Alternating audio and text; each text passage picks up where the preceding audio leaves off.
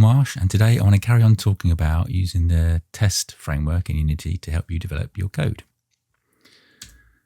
So here's my scene. Just to remind you, we've got a little capsule here and it's going to go to its goal, but now I've got a little prefab called capsule, and in here it's got a little script called yet another player script, and its goal is null, which is what we want. That's how we want our prefab set up. So we come in here and we look at this little script called verify player setup. So digging right into the test first, we've got this thing called prefab goal should not be set in inspector. Okay, so it's going to make sure that we've got a test. Well, should we just log in this name here? We're going to make sure that we do have a test, and then we're going to make sure that the goal is set to null. Okay, so let's just run that test. Just make sure we are working correctly. So we run that and it's green. That's brilliant. So we go to our prefab and let's just give it a transform. Okay, and then back to the test runner.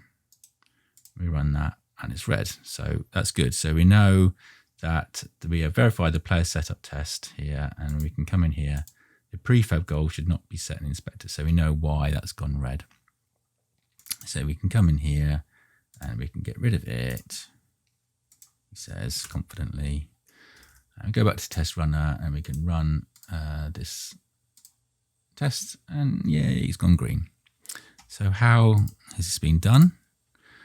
Well, this is part of a test, the bigger test, and it's got a test fixture and a test fixture source. Now this is important because what's going to happen is it's going to use this provider that we've created, and that provider is going to call the constructor of this class, passing in a yet another player. And that's the thing that's going to be under test, and that's the thing that we're checking whether it's got a goal or not. Okay. Now, what does a player prefab provider look like, or a test fixture source? Well, it just needs to have an IEnumerable of something, and that something is a thing that you want to be under test. And then we can use the asset database to go and find where we're going to be testing, what things we're after. In this case, we're looking for a prefab, so we can filter a little bit more on that. And then as we go over this, as we enumerate over this, we can grab hold of the object, so we can load it from the asset database.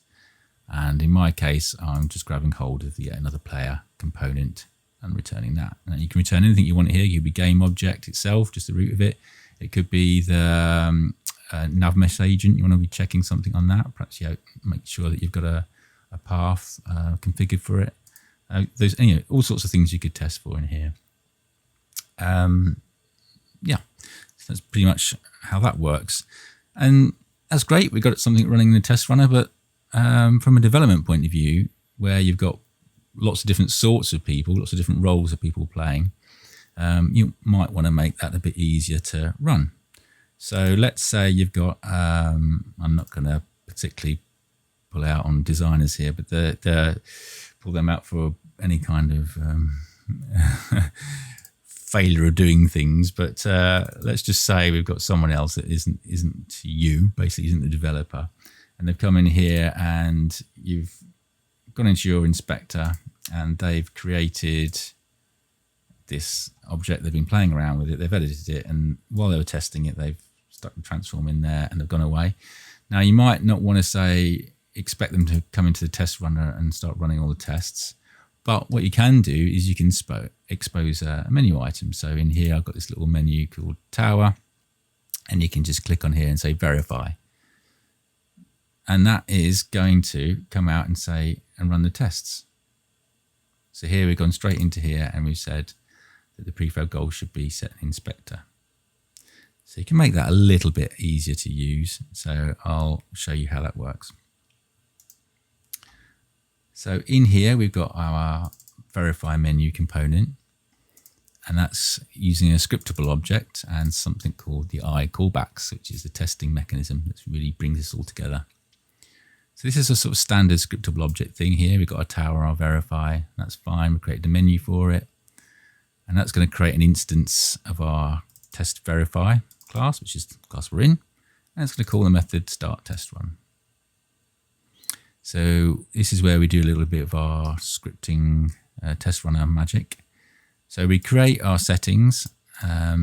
Frankly, I haven't really got this to work properly, but these are the settings I'm currently trying. So you pump in the things like the group names, the test mode is going to work, and the unit test categories, allegedly. As I say, I haven't got that to work. But the main thing is we create an instance of the test runner and we execute it. And we do a little bit of housekeeping here just to make sure that we've registered and unregistered our callbacks.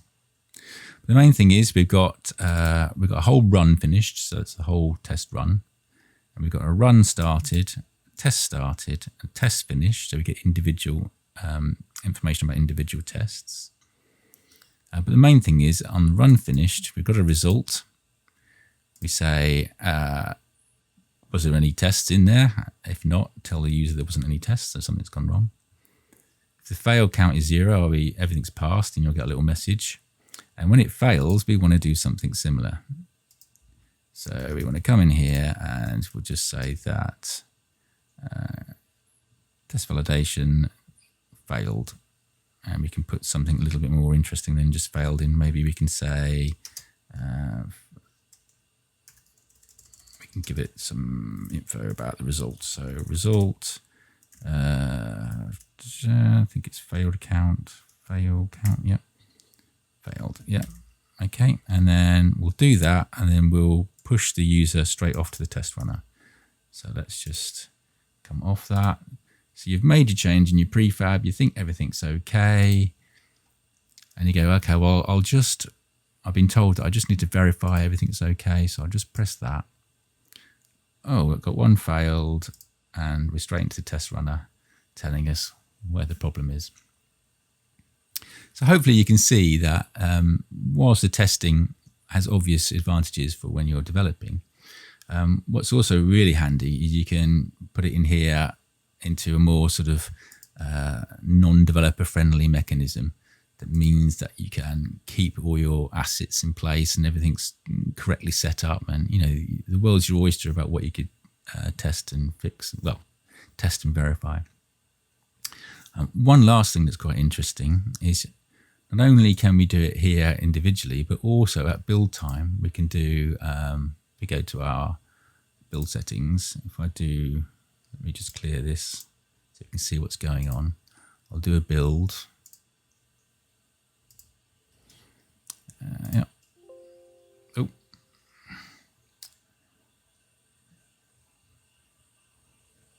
Okay, let's have a little look what's happening here. One build test failed. Oh dear, why is the build test failed? Well, the build test has failed is because, well, we've got a build test failure. So let's go into our prefabs. Let's fix this up.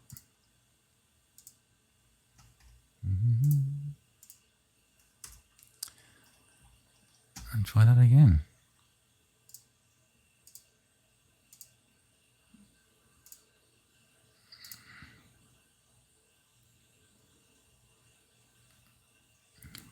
Build.